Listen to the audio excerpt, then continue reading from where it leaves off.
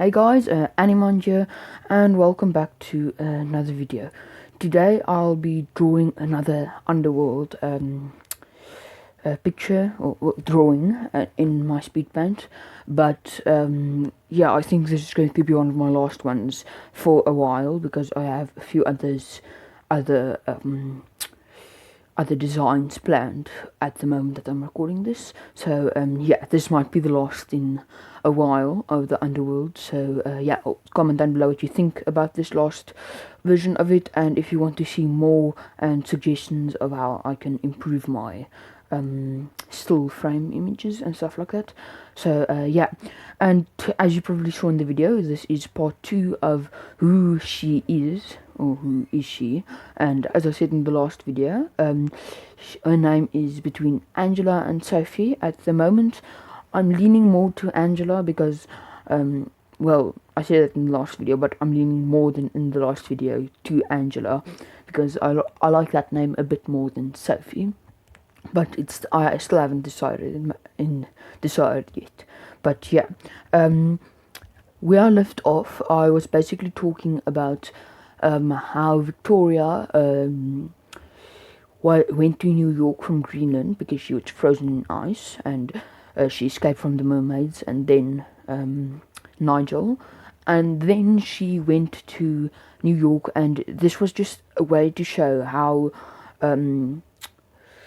chaotic the world was at the beginning of this new magical era, because of, you know, magical creatures coming out of their dormant state and almost wreaking havoc across the world. And this will be more of a comparison for future times where we show public places and stuff like that, to show how these civilizations have started working together once again, because I have to admit our modern civilization is really good at working together, and I believe that if something like this were to happen, like aliens came to Earth, we would be able to live together somehow, assuming that the aliens weren't coming to Earth with the intention of killing all of us. But yeah, and anyway, what happened is, then Nigel shows up, destroys a few buildings because he's insanely powerful, and then Victoria escapes once again. So the first episode would, well, not episode, but yeah, a kind of episode, if I can say it like that, more of chapter something like that, would be where Nigel and Victoria are shown meeting, their backstory a bit and stuff like that. Then the next chapter would be Victoria escaping the whole showdown with the mermaids and then going to New York City. Then what happens is Victoria runs away from Nigel across America, not really across any other places. She goes more to the central North America, so she goes west, if I'm correct. Yeah, that's west. And she eventually gets caught by him and mind controlled, and that's where this chapter will end, basically. And so when the next chapter starts with a bit of a mindscape.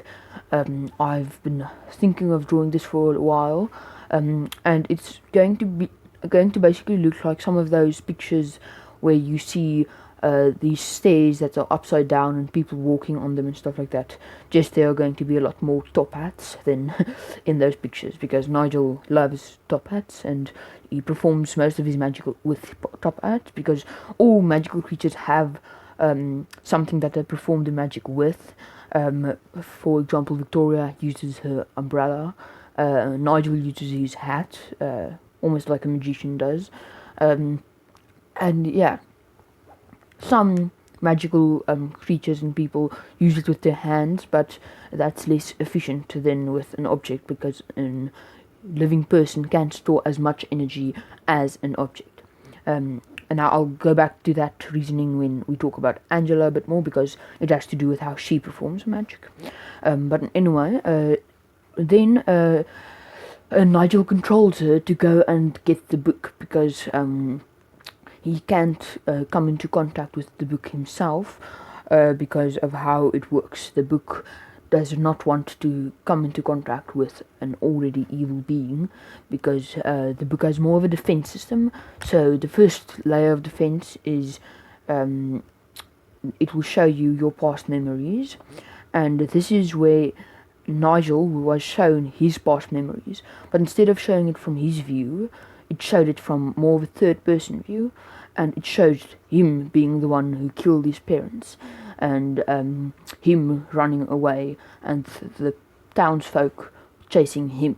So that meant that he was a vampire all along. It was just at this stage when he started turning into a vampire. So he was a pure blood vampire, basically. If you don't know what that means, it means it's a vampire that was born from two vampires, or a vampire and a vampire human, a human that can turn into a vampire, well, a human that turned into a vampire.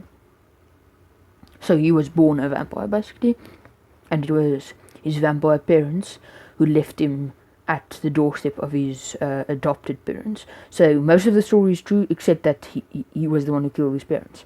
And that is the first line of defense, which means it brings back horrid memories. And then, if those horrid memories are bad enough, they will manifest in a fluid which is basically pure evil, which I talked about in the previous video. And that is what caused him to be evil. Oh, and the more malicious those memories, bad memories were, the quicker it spreads, and the more you think of it, it will also spread quicker. Victoria is mind controlled.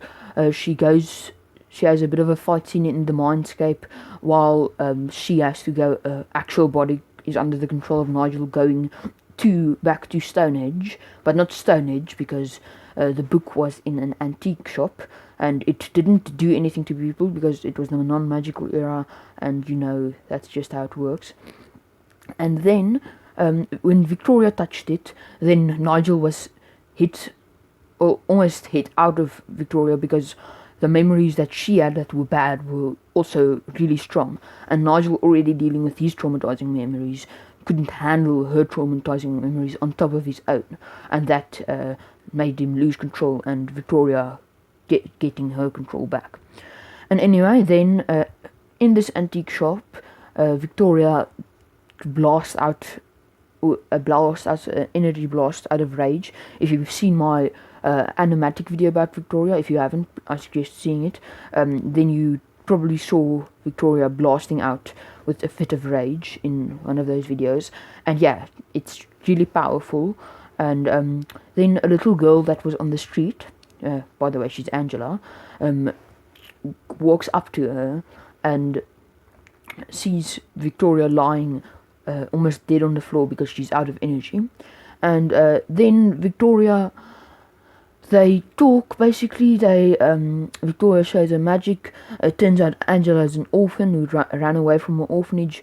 Victoria grew fond of Angela and decided to adopt her on the spot. And by the way, magical creatures have much more quick minds, and they make decisions much quicker, and that's why Victoria didn't really take like weeks and stuff to do it, because she knew that having Angela with her would be positive. But yeah, I'm ending this off the same as the last video, just with a bit more detail. So Angela is her goddaughter. Please leave a like, subscribe, comment down below what you think about my storyline. Thank you and goodbye.